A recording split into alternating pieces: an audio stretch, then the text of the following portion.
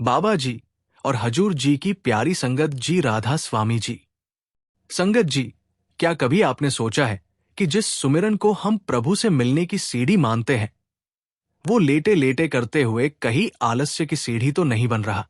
कई प्यारे आत्मा प्रेमी सोचते हैं कि नाम जब तो हो ही रहा है, चाहे बैठकर करें, लेट कर करें या चलते फिरते। पर संगत जी, आत्मिक राह केवल शब्द बोलने की नहीं, भीतर उतरने और पूर्ण सजगता से प्रभु से जुड़ने की है।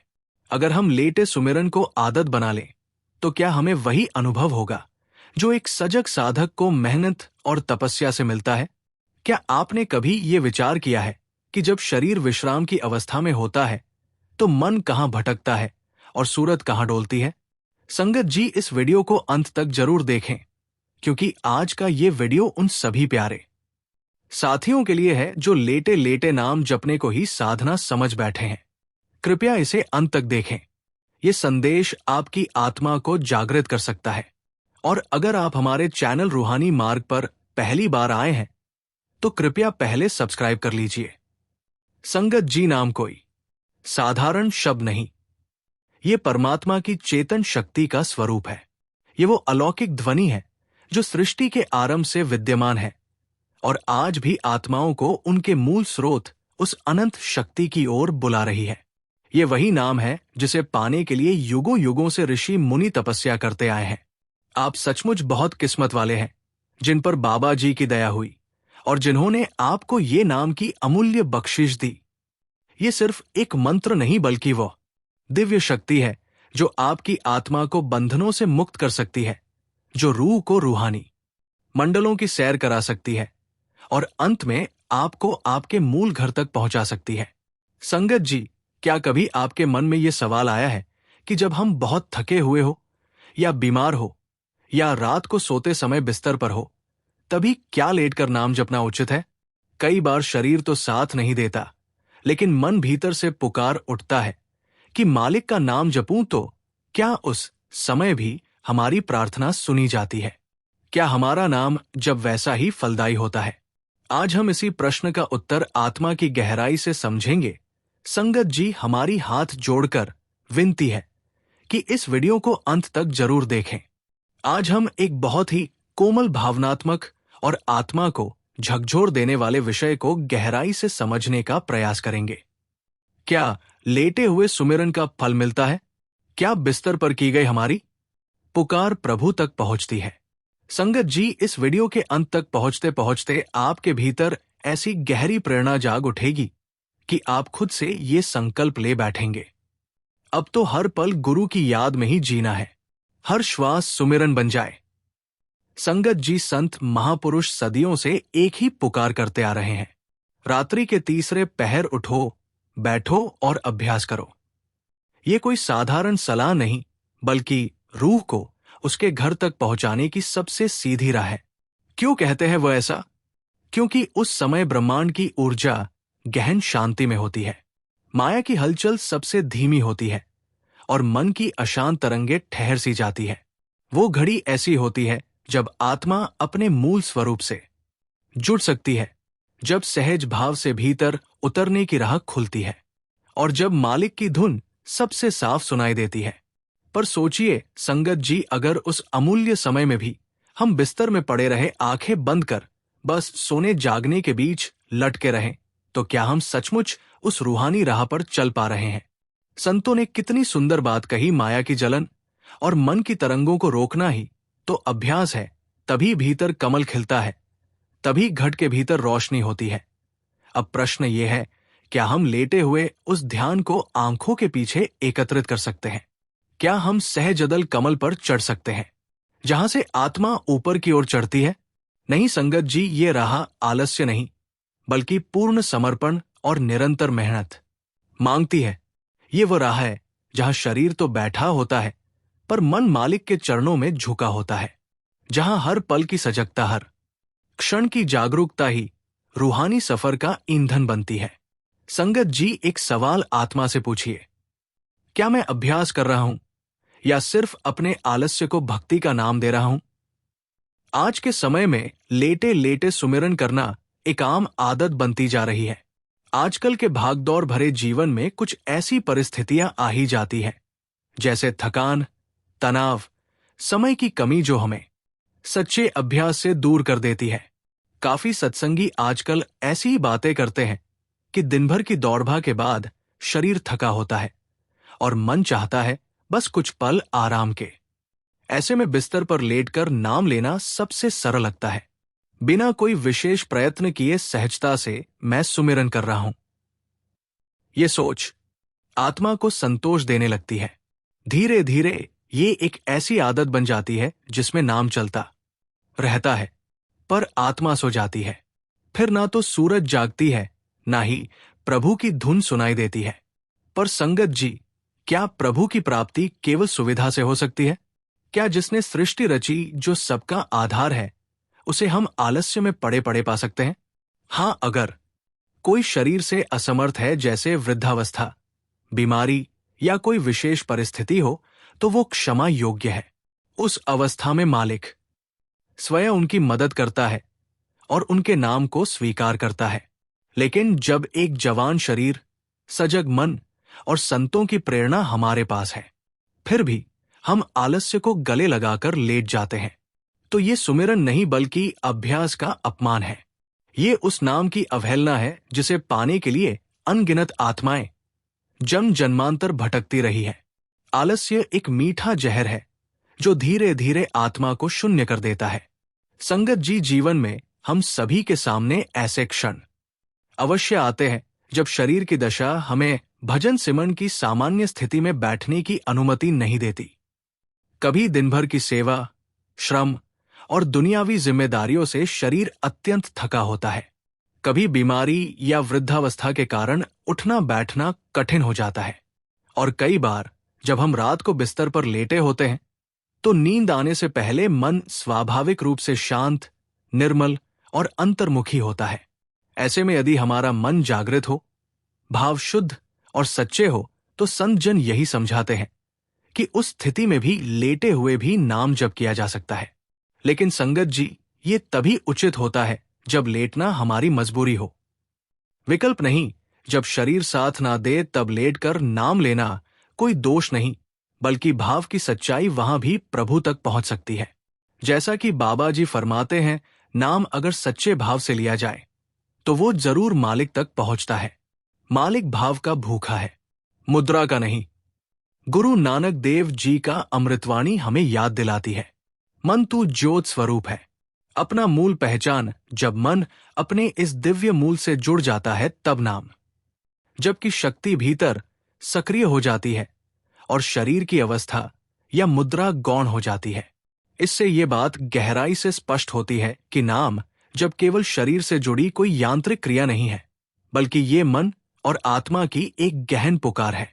जब तक मन मालिक की ओर मुड़ा है, श्रद्धा और प्रेम से भरा है, तब तक नाम की ऊर्जा चलती रहती है, चाहे हम बैठे हो, खड़े हो या मजबूरी में लेटे हो। मुख्य बात यह है कि हमारा अंतर जाग रहा हो, भाव प्रबल हो और हमारा लक्ष्य स्पष्ट हो। प्रभु की याद, उसके चरणों में समर्पण। संगत जी, भजन सिमरन केवल किसी एक विशेष मुद्रा, स्थिति या स्थान तक सीमित नहीं है। ये ना तो केवल बैठकर करने की क्रिया है, ना ही कोई यांत्रिक अभ्यास। ये तो आत्मा की पुकार है, प्रेम की गूंज है, उस मालिक को बुलाने की एक अंतरतम से निकली हुई सच्ची इच्छा है। ये उस पुकार की तरह है जो एक बच्चा अपने पिता को करता है। ना कोई औपचारिकता, ना कोई विधि, बस प्रेम, समर्पण और सच्ची भावना। इसी भाव को समझते हुए हमें ये जानना आवश्यक है कि चाहे हमारी शारीरिक स्थिति जैसी भी हो, प्रभु का नाम लेना कभी भी, कहीं भी और किसी भी स्थिति में किया जा सकता है। बहुत बार ऐसा होता है कि जीवन की आपाधापी सेवा, कर्तव्यों और शरीर की थकावट के चलते हम रात को थककर बिस्तर पर गिरते हैं। कोई बीमार होता है, कोई वृद्ध होता है, उनके लिए बैठकर ध्यान करना कठिन होता है। ऐसे में ये सोचना कि अब तो मैं नाम जप नहीं कर सकता, ये मन का भ्रम है। सच्चाई ये है कि अगर मन सच्चा है, भाव गहरा है और प्रेम पवित्र है, तो लेट कर किया गया सुमिरन भी उतना ही प्रभावी होता है जितना बैठकर किया गया।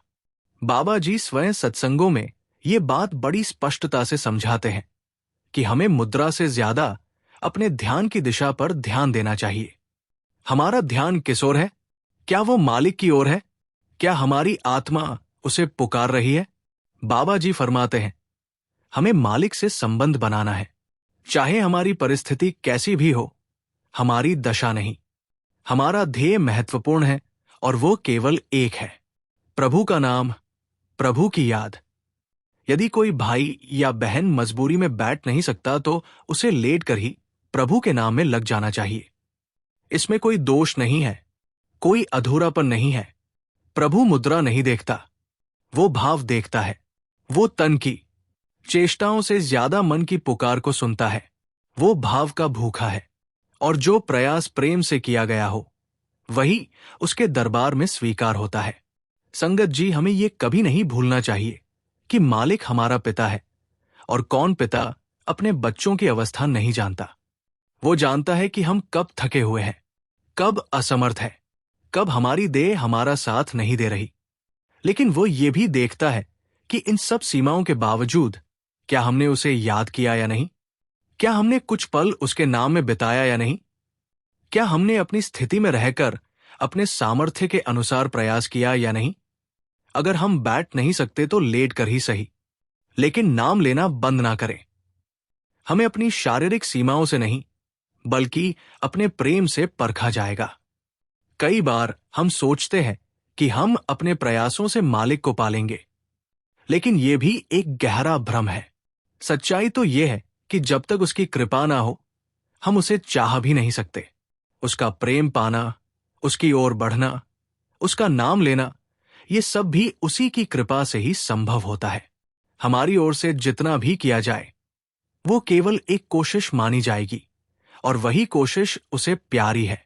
हम किसी भी प्रयास के जरिए ये दावा नहीं कर सकते कि हम मालिक के योग्य हो गए हैं। कभी योग्य थे ही नहीं, लेकिन उसका प्रेम, उसकी दया हमें योग्य बना सकती है। इसलिए हमें अपने प्रयास की गिनती नहीं करनी चाहिए। कितनी बार नाम लिया, कितने मिनट किया, कितने घंटे किया, ये सब बाहरी गणना है।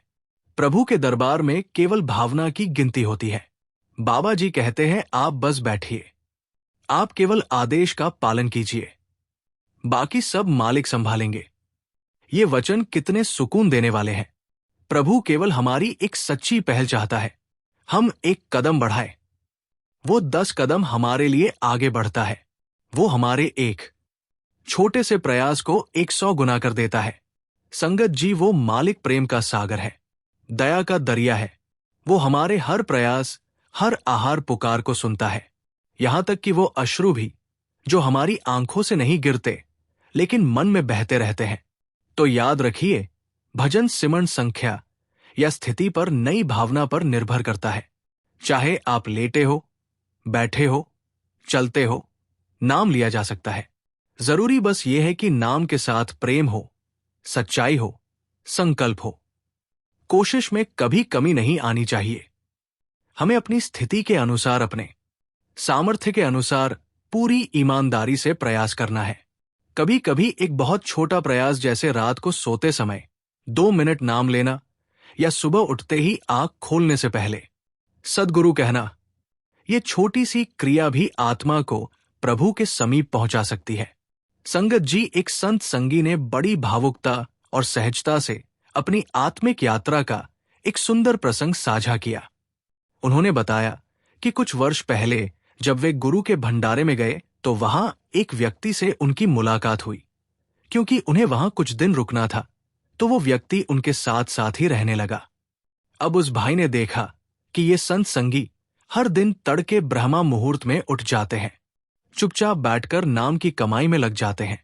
उसने देखा कि सुबह, दोपहर और शाम हर समय ये भाई भजन में ही लीन रहते हैं। उसे ये देखकर आश्चर्य हुआ।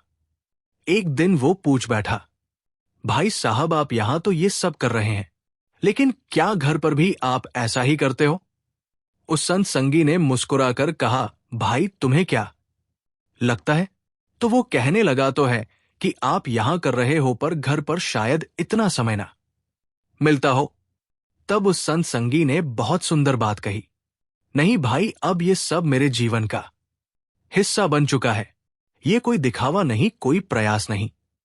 ये अब मेरी आदत बन गई है, मेरी आत्मा की जरूरत बन गई है। ये ऐसा सहज अभ्यास बन चुका है जो अब छूटता ही नहीं। पहले यहां शुरुआत में एक चाह थी कुछ पाने की, कुछ बनने की, लेकिन अब तो मालिक की याद ही सबसे बड़ी सफलता लगती है। अब तो बस वही प्रिय लगते हैं, वही भजन सच्चा लगता है। फिर उन्होंने आगे कहा, मैं यही सोचता हूं कि सभी लोग ऐसी आदत क्यों नहीं बना लेते। अगर कोई हर दिन सूर्य उदय से पहले उठने की आदत बना ले, समय पर बैठ जाए, तो चाहे वो आध्यात्म हो, परिवार हो, पढ़ाई हो या काम, हर क्षेत्र में सफलता उसके पीछे चलने लगती है। यही जीवन का सबसे बड़ा मूल मंत्र है। तीसरे पहर उठना, ये आदत बना लो तो देखना बाकी सब सुधर जाएगा। उन्होंने ये भी कहा, जो लोग तीसरे पहर उठते हैं उन्हें जल्दी सोने की भी आदत पड़ जाती है। फिर वे इधर उधर मोबाइल में नहीं भटकते, फालतू की चीजों में समय नहीं गवाते। वे अपने समय को जिम्मेदारी से उपयोग करते हैं। वो मोबाइल, टीवी, बातें सब कुछ जरूरत के अनुसार करते हैं, लत के अनुसार नहीं। संगत जी, इस अनुभव से हमें यही सीख मिलती है कि भजन सुमिरन को आदत बना लेना ही असली साधना है। जब नाम की कमाई एक जरूरी हिस्सा बन जाए हमारे दिन का, जैसे भोजन करना, जैसे सांस लेना, तब जाकर जीवन में असली आत्मिक प्रगति होती है। आदत ही हमें बनाती है या बिगाड़ती है, और ब्रह्मा मुहूर्त की आदत ये सबसे सुंदर आदत है, सबसे शुभ संस्कार है, जो हमारी आत्मा को अपने मालिक से जोड़ देता है। इसलिए आइए हम सब भी ये आदत बना लें। तीसरे पहर जागे, समय पर सोएं। मोबाइल नहीं, मालिक के नाम से जुड़े, क्योंकि जहां जागृति है वही सच्ची कामयाबी है। जहां भजन है वही आत्मा की पूर्णता है। जब आप बाबा जी के चरणों में बैठे तो उन्हें केवल एक सद्गुरु नहीं, बल्कि एक मित्र, एक प्रेमी की तरह देखें। सिमरन शुरू करने से पहले उनके साथ मन की बातें करें। अपने दिन की बातें, अपने डर, अपनी गलतियां, अपनी आशाएं, सब कुछ जैसे एक प्रिय से बांटा जाता है, वैसे ही बाबा जी से बांटिए। फिर देखिए, जब आप सच्चे मन से प्रेम की भाषा में बोलेंगे तो प्रभु भी उसी भाषा में उत्तर देगा। क्योंकि संगत जी, मालिक को और कुछ नहीं चाहिए, ना धन, ना पूजा, ना दिखावा। उसे चाहिए बस एक सच्चा निर्मल प्रेम, और वो प्रेम जब मन में बसता है तो भजन सुमिरन की हर अवस्था, हर स्थिति, हर समय शुभ और स्वीकार्य हो जाता है। बस इसी प्रेम में लीन होकर, नाम में समर्पित होकर, हर हाल में प्रभु को पुकारते रहिए। वही हमारी मुक्ति का मार्ग है। संगत जी, लेटकर नाम जपना एक सुंदर अनुभव हो सकता है, यदि हम उसमें आवश्यक सावधानियां अपनाएं। संगत जी, लेटकर नाम जपने का सबसे बड़ा खतरा ये होता है कि मन बहुत जल्दी नींद की ओर बह जाता है। शरीर तो पहले से विश्राम की अवस्था में होता है। ऐसे में यदि मन भी ढीला पड़ गया तो नाम जप निद्रा में विलीन हो जाएगा। ये ध्यान की जगह तंद्रा बन जाएगी। इसलिए जरूरी है कि लेटते समय भी मन को पूरी सजगता से प्रभु की ओर मोड़ा जाए। जैसे हम ध्यान की अवस्था में सतर्क रहते हैं, वैसे ही लेटकर जपते समय भी प्रयास करें कि मन सतर्क और चेतन बना रहे। याद रखिए, सुमिरन निद्रा नहीं, चेतना की साधना है। संगत जी, रात को सोने से ठीक पहले बिस्तर पर लेटते समय 10 से 15 मिनट का शांत नाम जब बहुत प्रभावशाली होता है। ये एक ऐसी आदत बन सकती है जो आत्मा को दिन भर के तनाव, विचारों और दुनियावी झंझटों से अलग करके परमात्मा की गोद में पहुंचा देती है।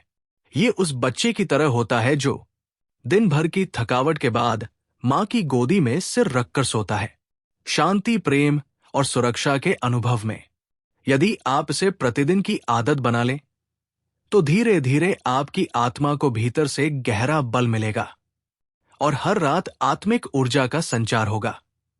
संगत जी, जब लेटकर नाम जपे तो आंखें बंद करके ये अनुभव करें कि प्रभु, बाबा जी या सद्गुरु आपके समीप है। मान लीजिए जैसे आप किसी बहुत प्यारे मित्र, प्रियजन या गुरु से बात कर रहे हैं। उसी भाव से नाम ले ध्यान की मुद्रा में बैठना संभव ना हो तो कोई बात नहीं, लेकिन प्रेम की मुद्रा में तो हमेशा जप सकते हैं। प्रेम, श्रद्धा और आंतरिक एकाग्रता से भरा हुआ नाम जब शरीर की स्थिति से कहीं अधिक प्रभावशाली होता है। बाबा जी कहते हैं, जहां प्रेम है वहां प्रभु स्वयं आ जाते हैं। तो चाहे मुद्रा जो भी हो, अगर प्रेम है, भाव है और सजगता है तो लेटकर जपा गया नाम भी आपको प्रभु के बहुत करीब ले जा सकता है। संगत जी, ये समझना सबसे जरूरी है। परमात्मा भाव देखता है, शरीर की स्थिति नहीं। शरीर चाहे खड़ा हो, बैठा हो या लेटा, अगर मन मालिक से जुड़ जाए तो वही सच्चा नाम जप है। जैसे कोई रेडियो तभी आवाज देता है जब ट्यूनिंग सही हो, वैसे ही आत्मा तभी नाम से जुड़ती है जब मन की ट्यूनिंग मालिक से हो। संगत जी, याद रखें कि लेटकर नाम जप कर सकते हैं, लेकिन जब शारीरिक मजबूरी हो, जब अन्य कोई स्थिति मुमकिन ना हो। लेकिन जब आप स्वस्थ हो तो बैठकर ही नाम जपना सबसे श्रेष्ठ होता है। संगत जी, अब देखिए, हम अक्सर इस बात पर बहुत ध्यान देते हैं कि सिमरन कैसे करें, कितनी देर करें, किस मुद्रा में बैठे, ये सब जरूरी है। लेकिन इससे भी ज्यादा जरूरी है कि हम नाम की कमाई की असली महत्ता को समझें। संगत जी, हमारे मन में मालिक से मिलने की तड़प सबसे जरूरी है। बिना इस तड़प के कोई भी भजन सुमिरन, कोई भी साधना पूरी तरह सफल नहीं हो सकती। ये तड़प ही आत्मा की असली आग है जो हमें अंदर से जला जलाकर मालिक की ओर खींचती है। जब तक ये तड़प नहीं जागती तब तक सब कुछ केवल रस्म बनकर रह जाता है। चलिए इसे एक बेहद सुंदर और मार्मिक वाणी के जरिए समझते हैं। मुझे तेरा तुझे ही दिखाएं और ना दूजा भाई, जिस पास तेरा नाम नहीं सो जिंदा क्यों मरना जाए। भावार्थ है, मालिक अब मुझे तुझ में ही तू दिखाई दे और कोई भी इस मन को ना भाए। जिस हृदय में तेरा नाम नहीं बसा वो जीवित होकर भी मरा ही है। ये वाणी हमें यही सिखाती है कि अगर हमारे भीतर तेरा प्रेम नहीं, तेरी याद नहीं, तेरा नाम नहीं तो जीवन व्यर्थ है। और अगर उस नाम की तड़प, उस मिलन की प्यासी भावना जाग जाए तो फिर चाहे साधक बैठा हो, लेटा हो, रो रहा हो या हंस रहा हो, हर स्थिति में वो मालिक के और पास जा रहा होता है। संगत जी, तड़प वो ईंधन है जो सिम को जीवंत बनाती है। अगर सिमरन में ये तड़प नहीं तो वो खाली स्वर है, और अगर तड़प है तो एक ही पुकार से मालिक दौड़ा चला आता है। चल अब सजनी पिया के देश, मिल अब गुरु से करा आदेश। संगत जी, ये कोई साधारण पंक्तियां नहीं है, ये तो आत्मा की पुकार है जो उसे उसके सच्चे प्रियतम, उसके पिया परमात्मा की ओर बुला रही है। ये बुलावा है आत्मा को उसकी वास्तविक यात्रा पर ले जाने का, जो बाहर नहीं भीतर शुरू होती है। ये देश कोई भौगोलिक स्थान नहीं, बल्कि स्वयं हमारा शरीर है या घट है या नगर है जिसमें आत्मा बैठी है, और वही भीतर ही वो परमात्मा भी विराजमान है।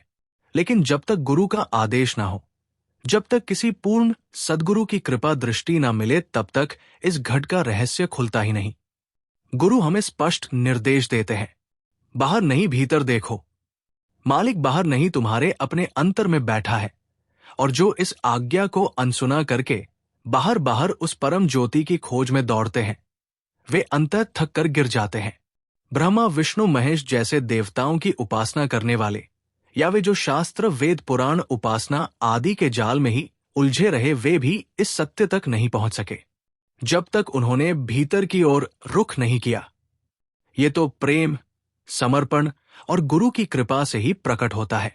जब कोई साधक अपनी सारी आशाएं बाहर की दुनियावी वस्तुओं, साधनों, स्थानों, तीर्थों और विचारों में खोजता है, तब वो भटकता है, थकता है और अंततः खाली ही रह जाता है। लेकिन जैसे ही वो गुरु की शरण में जाकर उनके आदेश का पालन करते हुए भीतर की यात्रा शुरू करता है, तो धीरे धीरे वही आत्मा उस परमात्मा की झलक पाने लगती है। संगत जी, बाहर केवल दृश्य है, लेकिन जिसका दर्शन आत्मा को चाहिए वो अदृश्य है, और वो अदृश्य केवल भीतर से प्रकट होता है। इसलिए ये अवसर, ये मानव जन्म, ये गुरु की कृपा, सब कुछ एक ऐसा संगम है जहां आत्मा अपनी यात्रा आरंभ कर सकती है। परंतु यदि हम इस अवसर को खो दें इसे स्थगित करते रहें। बाह्य आकर्षणों में उलझे रहे तो फिर ये शरीर भी एक दिन समाप्त हो जाएगा और वो अनमोल अवसर भी हमारे हाथ से चला जाएगा। इसलिए सजनी, अब और देर मत कर। उठ, सजग हो और अपने पिया के देश को चल। गुरु से आदेश ले और उस घट के भीतर प्रवेश कर जहां तुझसे मिलने के लिए स्वयं पिया बैठा है। यही सच्चा मिलन है, यही सच्ची तीर्थ यात्रा है और यही आत्मा का अंतिम विश्राम। संगत जी, हर जीव की एक ही तमन्ना होती है कि वो सच्चा साधक बने, सच्चा दर्शन पाए, शब्द का प्रकाश देखें, गुरु के सूक्ष्म स्वरूप के दर्शन करें और अंतत प्रभु से मिल जाए। लेकिन क्या ये केवल कहने और सुनने की बातें हैं या फिर इसका जीवन में अनुभव भी हुआ है? आज हम में से कई ऐसे हैं जो वर्षों पहले नाम दान ले चुके हैं, सत्संगों में जाते हैं, लोगों से वाहवाही भी पा लेते हैं। देखो ये कितने पुराने नामधारी हैं, बड़े अच्छे साधक हैं, इनका जीवन कितना संयमी है। लेकिन क्या वास्तव में हम सच्चे साधक बन पाए हैं?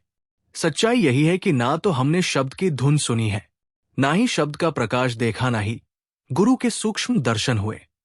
फिर ये साधना कैसी, ये यात्रा कैसी, ये संतोष किस बात का? अब समय है खुद से पूछने का, मैं किस चक्कर में उलझा हूं? अगर सच्चे अर्थों में कामयाब होना चाहते हो, आत्मिक ऊंचाई पाना चाहते हो, तो एक बात गांठ बांध लो, सूरज से पहले उठने की आदत डालो। हाँ संगत जी, जब सारी दुनिया गहरी नींद में होती है, उस वक्त जो आत्मा जाग रही होती है वो बहुत कुछ पा सकती है। अमृतवेला में उठकर किया गया सुमिरन सबसे प्रभावशाली होता है। जो आत्माएं सूरज के उगने से पहले प्रभु का नाम जपने में लग जाती है, उन्हें ही मालिक के दरबार में असली कामयाबी मिलती है।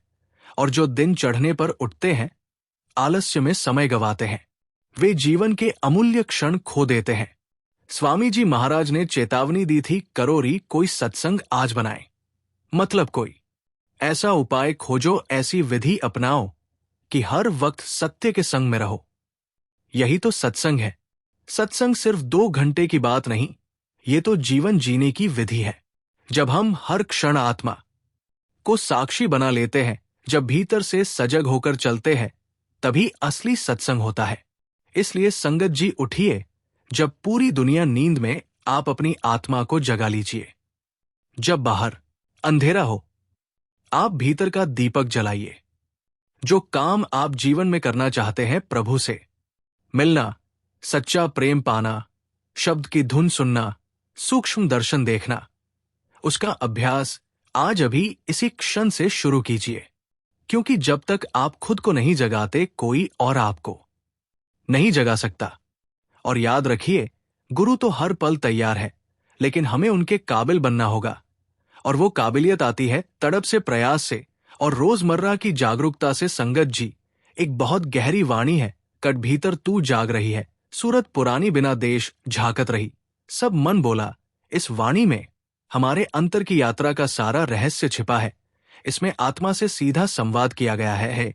सूरत पुरानी, तू तो जन्मों जन्मों से भटकती रही है, बाहर खोजती रही, और अपना असली देश, असली घर, ये शरीर, इसे तूने पहचान ही नहीं पाया। ये शरीर कोई साधारण देह नहीं, यही सच्चा देश है, यही आत्मा का मंदिर है। इसी घट के भीतर मालिक विराजमान है। घट भीतर जागने का अर्थ है अपने भीतर सजग हो, अपनी आत्मा को जागृत कर और उस परम चेतना को जानने की कोशिश कर जो तेरे भीतर ही छुपी बैठी है। हमारी आत्मा पुरातन है, अनादि से है, अनंत तक है। ये देह, ये जीवन सिर्फ एक पड़ाव है, एक सुंदर अवसर है उस प्रभु से मिलने का। लेकिन यदि इस अमूल्य अवसर को यूं ही खेल खेल में, भोग विलास में या केवल दुनियावी बातों में खो दिया, तो फिर कुछ शेष नहीं रह जाएगा। संतों ने चेताया, नरदेही तुम दुर्लभ पाई। हमने ये मनुष्य जीवन असंख्य योनियों की यात्रा के बाद पाया है। ये कोई साधारण संयोग नहीं, प्रभु की कृपा से मिला हुआ अवसर है। पता नहीं अगला जन्म कब और कहां होगा, मिलेगा भी या नहीं। इसलिए जो कुछ भी करना है, इसी जीवन में करना है, इसी शरीर में रहकर करना है। अब सवाल है, क्या सच्चा है? संगत जी, सच्चाई एक ही है, सद्गुरु सच्चा है, सत्संग सच्चा है और नाम सच्चा है। जब हम सत्संग में बैठते हैं, वहां कोई काल्पनिक ज्ञान नहीं बांटा जाता। वहां सद्गुरु महापुरुष संतों की वाणियों से, अपने अनुभव से, तत्व ज्ञान से हमें ये समझाने का प्रयास करते हैं कि परमात्मा को पाने का मार्ग यही है। नाम की कमाई जो वाणियां सत्संगों में सुनाई जाती है, वे केवल शब्द नहीं होती, वे संतों के अनुभव होते हैं। उनका साक्षात जीवन होता है और उनमें वो तत्व छुपा होता है जिसे सद्गुरु उजागर करते हैं। सद्गुरु वाणी को ही आधार बनाते हैं और उसी से तत्वज्ञान हमें देकर मार्ग दिखाते हैं। सद्गुरु का कार्य कोई चमत्कार दिखाना नहीं, बल्कि हमें अपने भीतर के उस शब्द से जोड़ना है जो हमारा मूल है। शब्द ही सब कुछ है। यही शब्द आत्मा की डोर है, यही मालिक तक पहुंचाने वाला साधन है और यही एकमात्र शक्ति है जो अंत समय में हमारे साथ जाएगी। संगत जी, जो कुछ भी हम बाहर खोज रहे हैं, वो सब हमारे भीतर पहले से मौजूद है। जरूरत सिर्फ एक बात की है, मालिक से मिलन की सच्ची प्यास रखो, सद्गुरु पर श्रद्धा रखो और नाम की कमाई को ही जीवन का सबसे बड़ा कार्य मान लो। याद रखिए, सद्गुरु सच्चा है, सत्संग सच्चा है, नाम ही सच्चा है और उस नाम से ही हम अंत में सच्चे हो पाएंगे। संगत जी, गुरु की महिमा को कोई भी पूरी तरह नहीं बखान सकता। और क्यों? क्योंकि सच ही कहा गया है, बिन गुरु सद्गुरु कौन है? जो करे निवे, अर्थात बिना पूर्ण सद्गुरु के कौन है? जो हमारे जीवन की इस बुद्धि को सुलझा सके। कौन है? जो हमें आत्मा और परमात्मा का वास्तविक संबंध समझा सके। ये कार्य किसी पढ़े लिखे, ज्ञानी पंडित या किताबों से नहीं होगा। ये तो केवल एक सच्चा सद्गुरु ही कर सकता है, जो स्वयं उस परम मार्ग पर पहुंचा हुआ हो। इसीलिए बार बार कहा गया है, जोड़ो कोई सूरत नाम से है, आत्मा जैसे भी हो। किसी भी प्रकार से अपने को उस शब्द से जोड़ जो सद्गुरु ने दिया है, क्योंकि जैसे जैसे आत्मा उस शब्द से जुड़ती है, वो भीतर सजग होती है और उसमें स्वयं उस नाम की आदत लग जाती है। कई लोग तो उठकर भी सो जाते हैं। शरीर तो उठता है पर मन और आत्मा नहीं जागते, क्योंकि वे आलस्य और काल के प्रभाव में होते हैं। लेकिन जो वास्तव में जागते हैं, वे भीतर से जागते हैं। उनकी आत्मा फिर मन के अधीन नहीं रहती, बल्कि आत्मा ही फिर सिमरन में मन को लगा देती है। अब समझो कि एक सच्चे सत्संगी का मुख्य कार्य क्या है? केवल एक ही बात का स्मरण और नाम का भजन। और इसीलिए वाणी कहती है, घर में घर गुरु दिखला, धुन शब्द 5 बतलावे। जब सारी दुनिया बाहर बाहर भगवान को ढूंढ रही होती है, मंदिर, तीर्थ और जंगलों में, तब सच्चा सद्गुरु अपने प्रेमियों को कहता है, देखो भाई, वो मालिक तो तुम्हारे ही घर के भीतर है। ये घर, ये शरीर ही असली मंदिर है और यही आत्मा और परमात्मा का मिलन होना है। गुरु हमें उसी निज घर में उस परम शक्ति का दर्शन कराते हैं। और उसका माध्यम क्या है? केवल एक चीज, प्लीज नाम। गुरु केवल एक ही आग्रह करते हैं, इस नाम का जप करो, इसे दोहराते रहो, इसकी कमाई करो। बाहर क्या हो रहा है ये मत देखो, बल्कि भीतर क्या चल रहा है उस पर ध्यान दो। जब हम सिमरन में बैठते हैं और कोई विचार परिवार का, काम का, नौकरी का, बच्चों का हमें भटका देता है और हम उन्हीं झंझटों में उलझे रहते हैं, तो हम नाम से दूर हो जाते हैं। लेकिन एक सच्चा साधक वो है जो पूरी श्रद्धा से कहे, हे गुरु, सब कुछ तेरे हवाले है, अब मैं केवल तेरे दिए नाम में टिकना चाहता हूं। जब ये समर्पण भाव आता है, तभी वो अद्भुत क्षण आता है जब गुरु हमें घर के अंदर घर दिखाते हैं। यही अंतर यात्रा की शुरुआत है। और फिर वो समय आता है जब धुन शब्द 5 बतलावे गुरु कहते हैं, जब तू भीतर सच्चे भाव से टिकेगा तो तुझे 5 प्रकार की धुन सुनाई देंगी। 5 प्रकार के शब्द, 5 प्रकार के प्रकाश, और इन्हीं शब्दों के माध्यम से तुझे मेरा सूक्ष्म स्वरूप मिलेगा। इन धुनों को केवल कान से नहीं, आत्मा से सुनना होता है और इन 5 शब्दों से जुड़कर साधक धीरे धीरे उस परमात्मा से एकाकार होने लगता है। संगत जी, ये जीवन का सबसे बड़ा सौभाग्य है। हमें सद्गुरु मिले हैं जिन्होंने वो नाम दिया है जो सीधे परमात्मा तक पहुंचाता है। हमें बस एक ही कार्य करना है, अपने को नाम से जोड़ना, अपनी आत्मा को शब्द के संग में टिकाना और इस जीवन को उसी नाम में समर्पित करना। फिर देखना, ना केवल गुरु का सूक्ष्म स्वरूप बल्कि स्वयं प्रभु का अनुभव तुम्हारे भीतर प्रकट होने लगेगा। संगत जी, अब चलिए उस घर की बात करते हैं। वो घर जो अगम है, अपार है, अलौकिक है, जिसे समझना, देखना, जानना और पाना यही हमारे जीवन का असली उद्देश्य है। वो घर है अगम अपारा, 10वें से पार, निहारा। ये वाणी कोई साधारण पंक्ति नहीं है, ये तो एक बहुत गहरे आध्यात्मिक रहस्य को उजागर करती है। ये जो शरीर है, ये कोई साधारण ढांचा नहीं है। यही वो घर है जिसे संत महात्मा बार बार निज घर, सच्चा देश, अंतरलोक कहकर पुकारते हैं। एक आम व्यक्ति को इसकी कोई जानकारी नहीं होती। वह तो बस शरीर के बाहरी सुख दुख, हाव भाव, रूप और लिप्सा में फंसा रहता है। लेकिन संगत जी, एक नामधारी को, एक सच्चे साधक को यह जानना अत्यंत आवश्यक है कि यही शरीर, यही घर प्रभु का दरबार है। इसी में वो सब कुछ है जो ब्रह्मांड में है, जो परमात्मा की रचना में है। लेकिन प्रश्न है, क्या हम इसे देख सकते हैं? उत्तर है हट। लेकिन केवल तब जब हम इस शरीर के 9 द्वारों से ऊपर उठकर 10वां द्वार तक पहुंचे। संत वाणी में कहा गया है, 10 द्वारा घट चढ़ा खोलो सच शब्द अध में तोलो। अर्थात जब साधक 9 द्वारों को बंद कर देता है, आंख, कान, नाक, मुंह, जनेंद्रिय गुदा आदि, और उनकी दिशा बाहर से हटाकर अंदर की ओर मोड़ देता है, तब वो धीरे धीरे अंदर की सीढ़ियां चढ़ता है। फिर एक अवस्था आती है जब वो 10वें द्वार पर पहुंचता है और वहीं से असली यात्रा शुरू होती है। यही वो द्वार है जो सच शब्द की अनुभूति कराता है, जहां से आत्मा को सच्चे शब्द की ध्वनि सुनाई देती है और वही शब्द हमें अंतर के गहन रहस्यों की ओर ले जाता है। इस अवस्था में प्रवेश पाकर साधक समझ पाता है कि परमात्मा कहीं बाहर नहीं है, वो तो इसी घर में है। लेकिन ये अनुभव तभी होता है जब सच्चा सत्संग, सच्चा नाम और सच्चा भजन जीवन का हिस्सा बन जाए। अब सवाल उठता है, क्या हम ऐसा कर पा रहे हैं, या फिर हम अभी भी बाहरी दुनिया को ही सच मानकर उसी के पीछे भाग रहे हैं? संगत जी, इसलिए जीवन का सबसे बड़ा सिद्धांत ये बनाइए, सूरज निकलने से पहले उठ जाना। सुबह सुबह ब्रह्मा मुहूर्त में जागकर शांत वातावरण में, जब सब सो रहे हो तब तू जाग जा।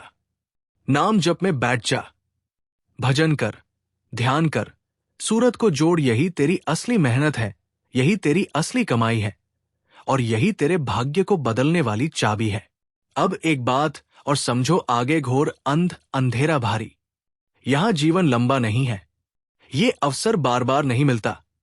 जैसे जैसे उम्र बढ़ेगी, शरीर कमजोर होगा, इंद्रियां धोखा देने लगेंगे, तब ये साधना कठिन हो जाएगी और फिर मृत्यु का काल एक गहन अंधकार की तरह हमारे सामने होगा। उस समय ना कोई मित्र साथ आएगा, ना धन, ना मान, ना रिश्ते। साथ आएगा केवल नाम की कमाई, गुरु से मिला शब्द और आत्मा की वो अनुभूति जो उसने इस घर में प्राप्त की थी। नाम से जुड़ जाओ, सूरत को जोड़ो, गुरु पर विश्वास रखो, ताकि इस अगम अपारा घर के रहस्य को जान सको। यही जीवन का सार है। इसी के साथ संगत जी, हम आपसे इजाजत लेते हैं। कल फिर मिलते हैं नए सवाल, जवाब और साखी के साथ। अगर ये वीडियो आपके दिल को छू गई हो तो इसे लाइक करें। आप जी से विनती है, कमेंट में राधा स्वामी और अपने शहर का नाम जरूर लिखें। राधा स्वामी जी।